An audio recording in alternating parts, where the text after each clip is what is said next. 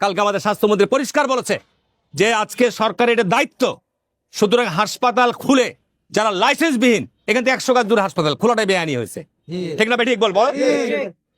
এখান থেকে 100 জেলা সদর হসপিটাল থেকে 100 গাছ দূরে এখানে হাসপাতাল খুলেছে, এবং এই হাসপাতালের রুগী ডাক্তাররা বসে থেকে হাসপাতালে পাঠিয়ে দেয় গরিব রোগীদের, ঠিক না?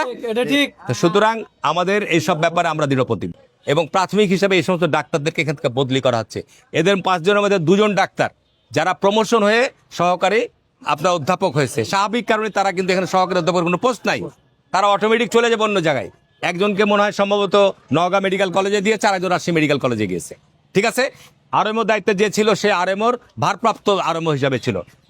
আরএমওর জায়গায় এখন যিনি এসছেন 5th গ্রেড নাকি 6ষ্ঠ গ্রেডের, এখন আরএমওর যিনি দায়িত্বে নিয়ে এসছে নতুন এসছে উনি, এখন উনি আরএমওর পুরোপুরি উনি দায়িত্বপ্রাপ্ত একজন কর্মকর্তা। সুতরাং এই সমস্ত কথা বলে যারা এই বিষয়গুলোকে হাসপাতালের স্বাস্থ্যসেবার মান উন্নত করার জন্য সরকার বদ্ধপরিকর, আমি এটুকু বলতে পারি। সরকার হাসপাতালের সেবার মান উন্নত করার জন্য এবার বাজেটে বিপুল পরিমাণ বরাদ্দ করেছে। প্রায় 1 লক্ষ স্বাস্থ্যকর্মী নিয়োগ করা হবে এই অর্থ বছরে, এবং আমাদের যে সমস্ত জনবলের ঘাটতি আছে সেটা দূর করার জন্য আমরা চেষ্টা করব।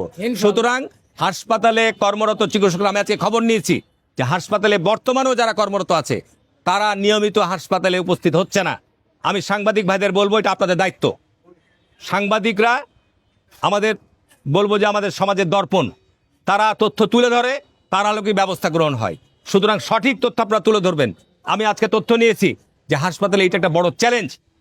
এই হাসপাতালটি 50 বেড থেকে 250 বেডে উন্নীত করা হয়েছে। আমি বিগত সময় যখন এমপি ছিলাম, এই হাসপাতালে জনবল 50 বেড থেকে 250 বেডে উন্নীত করার জন্য যা করা দরকার আমি সে সময় করেছি, এবং আজকে হাসপাতাল পরিদর্শন করে হাসপাতালের সমস্যাগুলো চিহ্নিত করেছি।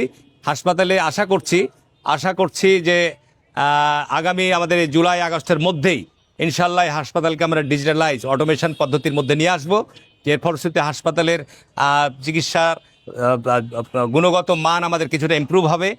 এখানে মনে রাখতে হবে প্রিয় সাংবাদিক বন্ধুরা যে এইটি 250 বেডের হসপিটাল। আমি আজকে যে তথ্য জানলাম, এভরিডে কম করে হলো 1500 রুগী এখানে চিকিৎসা আউটডোরে চিকিৎসা নেয়, এবং হাসপাতালে 250 বেডের জায়গায় 700-800 মতো রুগী হাসপাতালে বর্তমান অবস্থান করছে, ভর্তি আছে, তারা মেঝেতে আছে। হাসপাতাল হচ্ছে 250 বেড। এখানে আমাদের কিছু সংকট আছে, চিকিৎসকদের সংকট আছে, হাসপাতালে জনবলের সংকট আছে, এটা আমরা অবগত। আমি শুধু এটুকু বলতে চাই, বর্তমান সরকার মাননীয় প্রধানমন্ত্রী জনাব তারেক রহমান আজকে ওনার প্রথম বাজেট সংসদে পাশ হচ্ছে, বর্তমানে এই স্বাস্থ্য খাতে বিপুল পরিমাণ বাজেট বরাদ্দ রেখেছে।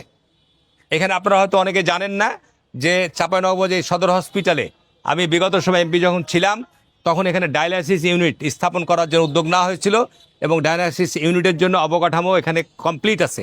এখানে একটা হাসপাতালে আইসিইউ যদি না থাকে তাহলে হাসপাতালে অপারেশন কার্যক্রম চালানো যায় না, যে কারণে এখানে 8 তলার উপর এখানে আইসিইউ স্থাপন করার জন্য অবকাঠামো কমপ্লিট হয়েছে।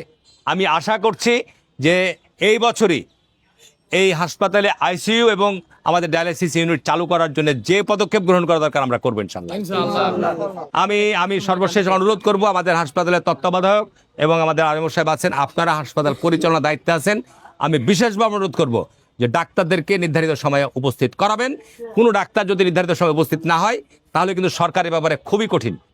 এখানে আমাদের দলের নেতৃবৃন্দরাও আছে, তারা যে কোনো সংস্থার পরিদর্শন করে আসার পর যদি কোনো ডাক্তার অনুপস্থিত পায় তারা কিন্তু সামাজিক যোগাযোগ মাধ্যমে ছাড়বে। ডক্টর এই অনুপস্থিত থাকার কারণে সরকারি পর্যায়ে থেকে আবার ইনভেস্টিগেশন হয়, উনি কিন্তু স্বাভাবিক কারণে চাকরিগত কারণে সমস্যায় পড়বেন। আমাদের একটা সমস্যা হয়ে গেছে কি যে আজকে আমরা সরকারি চাকরি করছি, আবার আমরা প্রাইভেট হসপিটালে ব্যবসাও করছি। তো অন্তত পক্ষে অনুরোধ থাকবে সরকারি চিকিৎসকদের কাছে যে আপনারা অন্তত পক্ষে যতক্ষণ পর্যন্ত সরকারি হাসপাতালে আপনাদের দায়িত্ব, এই দায়িত্বটা আপনারা পালন করেন, ঠিক না? ঠিক, এটা যদি আমরা পালন করি তাহলে কিন্তু আমাদের সংকট অনেক কমে যাবে। কিন্তু এই দায়িত্বটা আমরা পালন করছি না। আমি বিবেকের জায়গা থেকে বলছি যে আমাদের প্রিয় ডাক্তার বন্ধুরা, আপনারা দয়া করে আপনাদের যে দায়িত্ব সরকারি দায়িত্বকালীন সময়ে এই সময়টা আপনারা উপস্থিত থাকেন। এটা না হলে কিন্তু সরকার এ ব্যাপারে কঠোর। অনেক জায়গায় আজকে আমাদের স্বাস্থ্যমন্ত্রী পরিদর্শন করে অনেক জায়গায়। মাননীয় স্পিকার, খেলতাম না, দুঃখিত। মাননীয় স্পিকার, আমার একটা অভিযোগ আছে। আপনারা যেতান করছেন এই যে সিগারেটের দাম বাড়াই দিছুন, এদিকে হামজার মাথা ওলাই গেছে, রাশমিকার বিয়া হইয়া গেছে, এটা কোনো কত হইলো মাননীয় স্পিকার? এই যে অহন দেখেন আপনারা যেতান করছেন একটা সিগারেট, নিম্নমানের একটা সিগারেটের দাম রাখছেন 6 টাকা, 6 টাকা 80 পয়সা টুকু, 6 টাকা কিছু খুচরা পয়সা। এখন তো 60 টাকা দেওয়া হইতাছে সিগারেট কেনা লাগে।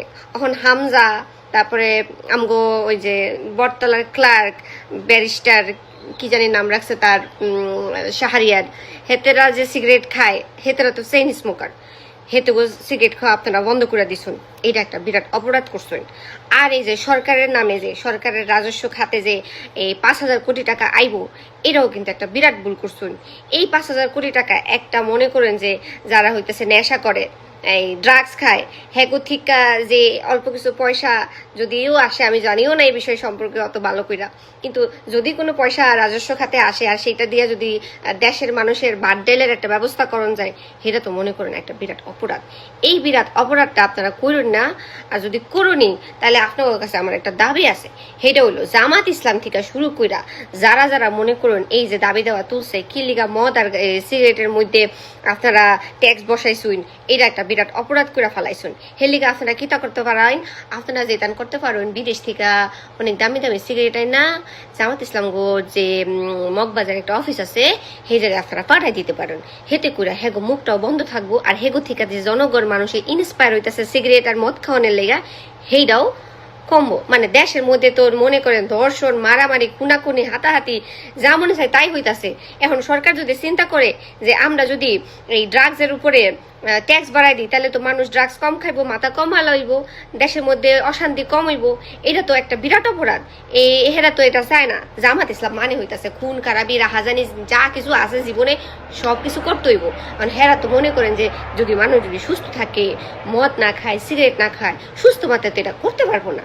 এর লেগা দেশের মধ্যে অশান্তি করণের লেগা মনে করেন সিগারেট থেকে শুরু করে যত ধরনের নেশা পানি আছে হেরি তো করণ লাগবো। অহন আপনারা তো ট্যাক্স বসাই দিছুন, অহন হাতারা কেবা করে করবো। এর লেগা আমি কইছি হে করে অন্তত ঠান্ডা করণের লেগা দেশবাসী কি কইব না কইব হেরা আমরা পরে দেখুন না, কিন্তু জামাত ইসলাম গো আপাতত ঠান্ডা করণের লেগা এই কার্টুন বইরা বইরা সিগারেট আর আমগো দেশের যে মদ আছে, ম্যাকালন না হোয়াট ইজ দ্যাট, কেরু আছে, এগুলি আপনারা মগবাজারে দিয়া হইন। তাইলে মনে করেন সংসদটাও ঠান্ডা থাকবো, দেশবাসীও ঠান্ডা থাকবো। আর মনে করুন এই যে কমিটি হইতেছে সংসদের মধ্যে, সংসদ হইতেছে একটা পবিত্র জায়গা, এইটা হইতেছে লাইভ টেলিকাস্ট হয়, দুনিয়াদারি সবাই ব্যাপারটি মিল্লা সংসদ দেখে। আপনারা যেতান কথা কইন আর যেতান কাম কাজ করুন সংসদের মধ্যে। খোদার কসম আমগো যে নেটফ্লিক্সে কমেডি দেখি এতান দেখতেই না। আপনারা যেতান করুন, এতান দেখলে আমগো কমেডি দেখুন ঠিক হয়ে যাবো, বুঝছেন? তাই কইতাছি সংসদটারে পবিত্র রাখার